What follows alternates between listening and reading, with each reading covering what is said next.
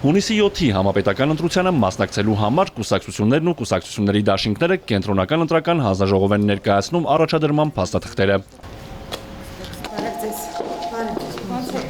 Առաջադրման հայտը ԿԸՀ է հանձնում Բարգավաճ Հայաստան կուսակցությունը, քաղաքական ուժը ընտրությունների է գնում Առաջարկ Հայաստանին ծրագրով։ ԿԸՀ քարտուղար Արմեն Սմբատյանը հանձնաժողովի անդամների ու քաղաքական ուժի ներկայացուցիչների հետ ուսումնասիրում է փաստաթղթերը, ստուգում ամբողջականությունն ու ճշգրտությունը։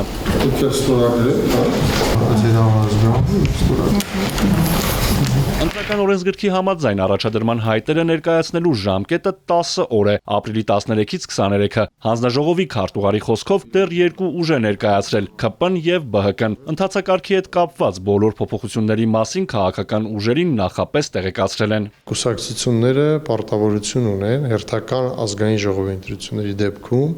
համագումար գումարել եւ համագումարը պետք է հաստատի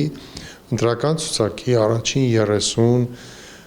թեկնածուներին եւ նրանց հերթական համարները։ ԲՀԿ նախընտրական ցուցակում 107 թեկնածու կա։ Առաջին համարը կուսակցության նախագահ Գագիկ Ծառուկյանն է։ Մեր փաթեթում ներգրավված են 107 թեկնածուներ, որոնցից 3-ը ազգային փոքրամասնությունների ներկայացուցիչներ են,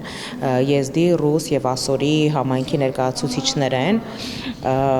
Մենք այս ընտրություններին Բարգավաճ Հայաստան կուսակցությունը այս ընտրություններին, ինչպես գիտեք, ավելի վաղ հայտարարել էինք, որ մասնակցում ենք Առաջարկ Հայաստանին ծրագրով։ Սա մի ծրագիր է, որտեղ ամիսների ընթացքում ամենատարբեր ոլորտների հեղինակավոր ներկայացուցիչներ, մասնագետներ, ինչպես նաև մեր 100 հազարավոր հայրենակիցներ հանդես են եկել տարբեր ոլորտների հետ կապված իրենց առաջարկներով։ Ամիսների ընթացքում մասնագետների խումբը հավաքագրել, գույքագրել է այս բոլոր առաջարկները եւ մեր նախընտրական ծրագրում զետեղված են հենց հիմնական այդ խնդիրների լուծման ուղիներն ու ճանապարհները։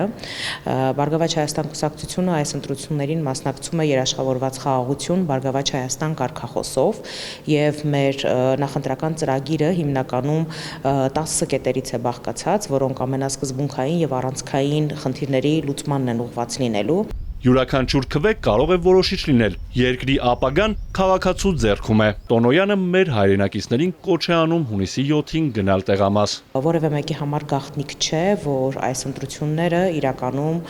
կարևորագույն նշանակություն ունեն եւ հունիսի 7-ին իրապես հայ ժողովուրդը պետք է ընտրություն կատարի երաշխավորված խաղաղության թե շարունակական զիջումների մեջ,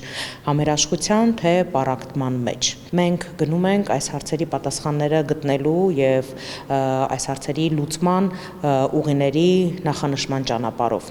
Ես ուզում եմ ընձեռված հնարավորությունից օգտվելով մեր բոլոր հայրենակիցներին կոչ անել լինել շատ ակտիվ, ունենալ շատ ակտիվ մասնակցություն հունիսի 7-ի խորհրդարանական ընտրություններին, որովհետև նրանցից յուրաքանչյուրի քվեն եւ նրանցից յուրաքանչյուրի ձայնը իրապես կարող է ճակատագրական լինել մեր երկրի, մեր ապագայի կերտման գործընթացում։ Արթուր Հակոբյան, Հարություն Հովսեփյան, Էպիկենտրոն։